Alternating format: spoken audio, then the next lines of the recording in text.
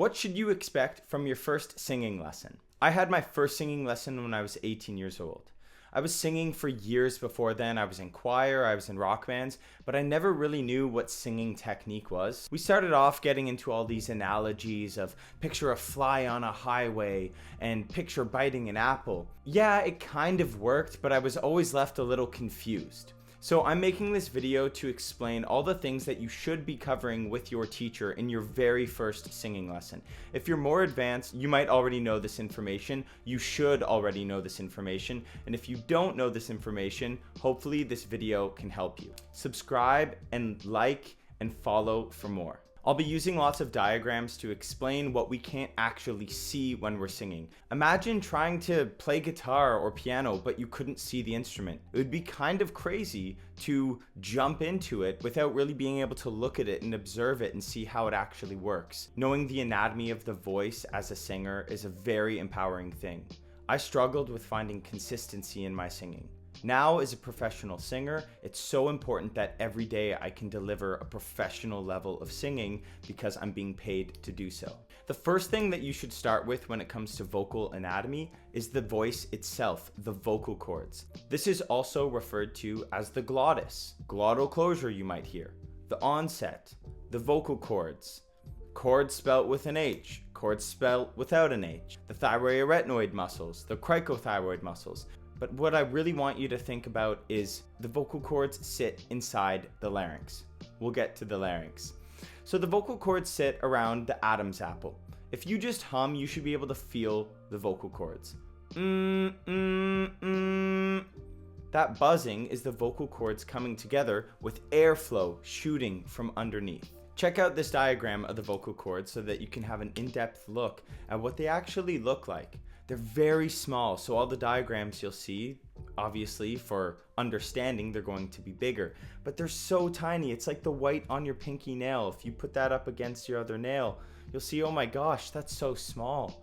So we don't really need to blow all of this air through them or use all of this muscle. That'll be to remember when we do some exercises. The next part of our anatomy for singers is going to be the larynx. The larynx is pretty much the sound box that some people call it. It's the house of the vocal cords, and it's a very complicated mechanism with all these different cartilages and muscles all combining to make this magnificent instrument. If you put your hand on your larynx, some people don't like to do this, it can be a little uncomfortable, but if you swallow, you'll feel this movement. It shoots up and down. It can be pretty crazy to feel your larynx moving, but the more you get comfortable with it, the more you start to be less afraid and more confident with knowing, okay, this is where the house of my instrument is. This is where the bulk of the sound is coming from. Right there. Swallowing can be a very therapeutic feeling for the voice. It can help reset some things. The larynx can move, it can tilt, it goes up, it goes down. Having a flexible larynx is the most important, and as you develop your voice, you'll want to be able to coordinate certain setups, certain positions of this larynx to benefit the goal sound that you're going for. After the larynx, we move to the pharynx. There's a diagram I like that likes to break down the pharynx into 3 regions. The nasopharynx, which is the pharynx behind the nose, the oropharynx, which is the pharynx behind the mouth, and the laryngopharynx. This is basically referring to the space behind our mouth, behind our nose, above our larynx that we still can't see. So diagrams are super useful to really organize this. If I show you, you can't really see. No one really can unless we get an endoscope or a laryngoscope and we're looking inside. So don't worry, check out the diagrams to get a deeper understanding. Almost hanging inside of the pharynx is our soft palate. You might hear a lot of yawning with singing, or these kind of opening up on the inside, a parachute, or like I said at the beginning, this apple biting feeling. Well, what does that actually create? If you look inside my mouth, you can hear that sound, that air. Well, that's me thinking about moving my soft palate back. How do you use your imagination to control something inside of your mouth when you've never seen it and you don't know what it even looks like in a diagram? That's why it's important to look at these diagrams. After the soft palate, we think about our tongue.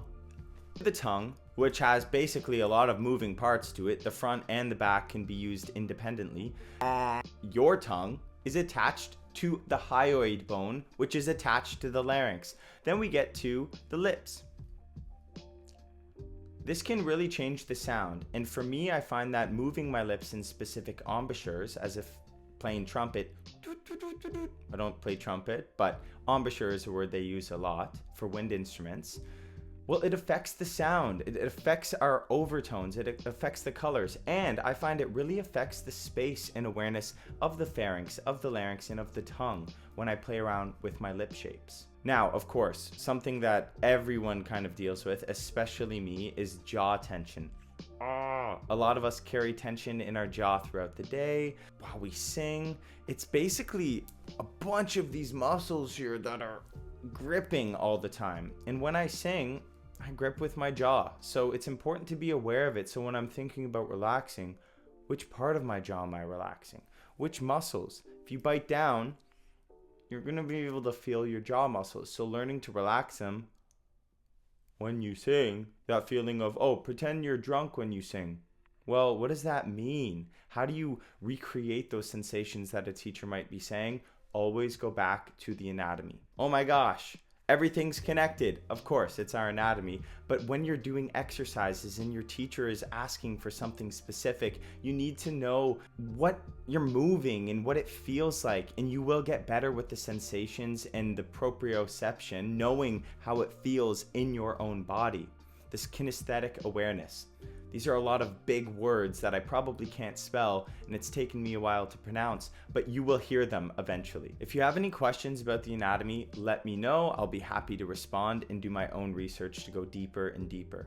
When it comes to anatomy for singers, it can get really complicated, but that's why I like to break it down into 5 or 6 terms so I have a decent understanding of the instrument in its very basic form, and then I can build off of those foundations. For example, the vocal cords, the larynx, the pharynx, the tongue, the soft palate, the lips, the jaw. Okay, so about 7. You can go deeper and deeper with all of these. In the vocal cords, there's different muscle groups that will be dominant versus the others that might not be as dominant depending in the register and the quality of voice that you're looking for. So I hope to go in more depth with future videos to really get into what are the other muscles that we can use in our vocal cords instead of just labeling it the vocal cords? So for example, the cricothyroid muscle, the thyroarytenoid muscle. What are they doing? How do they shape our sounds? How do they change what we hear? The position of our tongue, if it's too far back, if it's too far forward.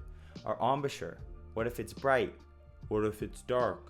How do we change all of these little positions over time? Isolating 7 of these little things will change the sound so much more than we ever could have imagined. I encourage you to explore the anatomy of your voice, play around with it, but don't get overwhelmed. If you feel overwhelmed with the sciencey part of things, try to connect it to your emotions. Try to connect it to imagery that works for you.